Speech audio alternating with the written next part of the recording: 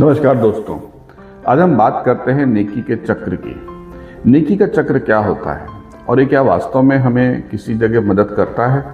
क्या ऐसा कुछ चीज़ वास्तव में होती है कि नेकी करो तो हमको वापस घूम के हमारे पास आती है? एक छोटी सी कहानी से आज हम ये समझने की कोशिश करेंगे। कई लोग और बड़े लोग हमें कह गए हैं कि जितना आप अच्छा काम करेंगे लौट के आपके पास आएगा, आपको जीवन में कभी न कभी मदद होगी, तो आपको हमेशा अच्छा करना चाहिए, नेकी करना चाहिए। तो एक छोटी सी एक सच्ची घटना से हम इसको समझने की कोशिश करते हैं। यहाँ पे हम पात्रों के नाम उल्लेख नहीं कर रहे हैं, उनको हम गुप्त रख रहे हैं, लेकिन ये कहानी बिल्कुल सच्ची कहानी है। ये बात है एक चाइनीज़ स्टूडेंट की जो अपनी पढ़ाई करने के लिए लंदन जाता है। लंदन उतरता है नए सपनों के साथ, नई एक उम्मीद देखकर कि कुछ नया पढ़ूंगा, करियर में आगे बढ़ूंगा, कुछ अच्छा करने के लिए वहाँ उतरता है। उसकी फ़्लाइट लंदन पहुंचने से पहले लेट हो जाती है और जब वो वहां पहुंचता है तो उसे जो दिया गया था, उसके साथ जो लेटर दिया गया था कि उसको कौन सी कनेक्टिंग ट्रेन पकड़नी है, कहाँ जाना है, वो सब एकदम डिस्टर्ब हो जाता है क्योंकि ट्रेन जा चुकी थी, उसकी फ़्लाइट लेट हो चुकी थी। अब वो एकदम फंस गया था, शाम का समय था, अंधेरा सा होने वाला था, उसे कुछ समझ नहीं आ रहा था। और चूंकि वो चाइना से आया था तो उसका अंग्रेजी पे इतना प्रभुत्व नहीं था, अंग्रेजी भाषा में उसका कमांड भी बहुत ज़्यादा नहीं था, तो लोगों से बात करने में संकोचा रहा था, हेजिटेट कर रहा था। जनरली ऐसा होता है कि जब हमारे पास लैंग्वेज का कंट्रोल नहीं होता है तो हम नए लोगों से बात करने में थोड़ा हेजिटेट करते हैं, और यही स्थिति उस स्टूडेंट की थी। वो घबरा गया, क्या करूं क्या ना करूं, एकदम से गंभीर स्थिति में जाके एक स्टेशन पे, रेलवे स्टेशन पे एक बेंच पे बैठा रहा, दुखी सा होता रहा। उसकी आंखों में पानी था, उसको समझ नहीं आ रहा था मुझे अब क्या करना चाहिए, रात होने वाली है, मैं क्या करूं, कहाँ जाऊं, किससे पूछूं, किससे बात करूं। बैठा रहा, कुछ समझ में नहीं आया। थोड़ी देर में वो क्या देखता है कि सामने एक बुजुर्ग चले आ रहे हैं।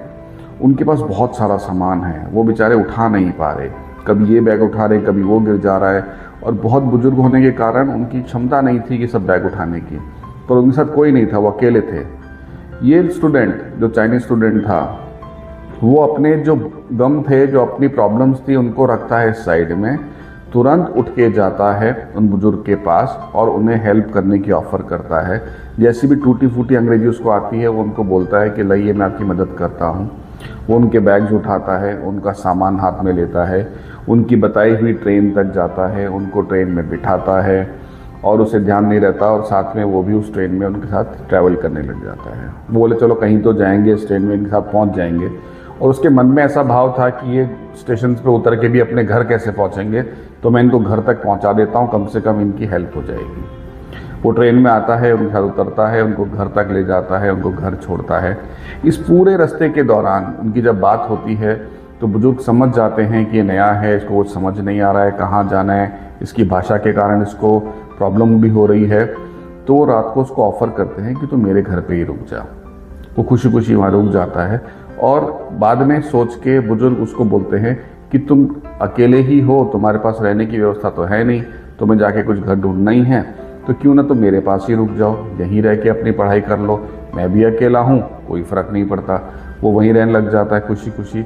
इस तरह से उसकी पूरे ग्रेजुएशन का पीरियड निकल जाता है, 2, 3, 4 साल जो भी उसका पीरियड होता है पूरा निकल जाता है। एक बहुत अच्छी बॉन्डिंग उस बुजुर्ग में और उस स्टूडेंट में हो जाती है। पढ़ाई पूरी करके वो स्टूडेंट अपने देश वापस चला जाता है, चाइना वापस चला जाता है। रिलेशनशिप रहती है, लेकिन चूंकि वो दूर से इस देश में चला जाता है तो ऑब्वियसली इतनी ज़्यादा बात नहीं हो पाती आपस में एक दूसरे से, लेकिन टच में थोड़े बहुत वो लोग रहते हैं। चाइना पहुंचने के बाद लड़के को नौकरी लग जाती है, शादी हो जाती है, वो वेल सेटल्ड हो जाता है। बातों बातों में जब वो लंदन बात करता था तो उससे पता चलता है कि जो उस बुजुर्ग साथ वो रहता था, वो बुजुर्ग बहुत गंभीर अवस्था में है और वो अभी बहुत अच्छी कंडीशन में नहीं है। वो तुरंत से उनको फ़ोन करता है, उनको रिक्वेस्ट करता है, उनको फोर्स करता है कि आप तुरंत से लंदन से चाइना आ जाइए, थोड़े दिन यहाँ आ जाइए, थोड़ा हेल्थ ठीक हो जाए, फिर वापस चले जाइएगा। वो बुजुर्ग उसकी बात मान लेते हैं। वैसे भी वो अकेले थे तो उन्हें कोई फ़र्क नहीं पड़ता कि लंदन में रहें कि चाइना में रहें, तो वो लंदन से चाइना आ जाते हैं। अब ये जो नया दंपत्ति था वो उन बुजुर्ग की इस तरह से सेवा करता है जैसे वो खुद के उसके पिताजी हों। इतनी उनकी सेवा शुश्रूषा की जाती है, उनको इतना ध्यान से रखा जाता है, और उनको वापस लंदन जाने ही नहीं दिया जाता। उनको बोलता आप यहीं रहो, हमारे साथ रहो, हम आपकी सेवा करेंगे, आप हमारे साथ रहिए। उसके मन में और कुछ भाव नहीं था। वो चाहता था कि बुजुर्ग अच्छी तरह से अपना जीवन यापन करें, जितने भी वर्ष इनके जीवन में बचे हैं वो अच्छे तरह से निकले। अच्छी सेवा पाते हुए उन बुजुर्ग की मृत्यु कुछ सालों के बाद चाइना में ही हो जाती है। अब ये कहानी तो बहुत छोटी सी है, लेकिन इसमें जो भाव है उस लड़के का कि उसको प्रॉब्लम होने के बावजूद उसको नहीं सोचा उसने, और उसने दूसरे की मदद करने का विचार किया।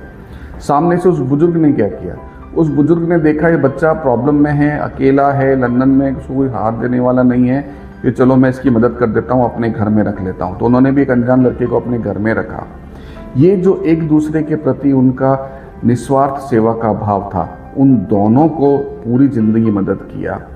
लड़के को एक सीनियर सिटीजन, एक घर में वरिष्ठ नागरिक का उसको साथ मिला, जिसने उसको प्रॉपर लाइफ में गाइडलाइन दी, और इसी तरह से उस बुजुर्ग को एक परिवार मिल गया जो अकेले थे, और उनका बुढ़ापा बहुत अच्छी तरह से निकला।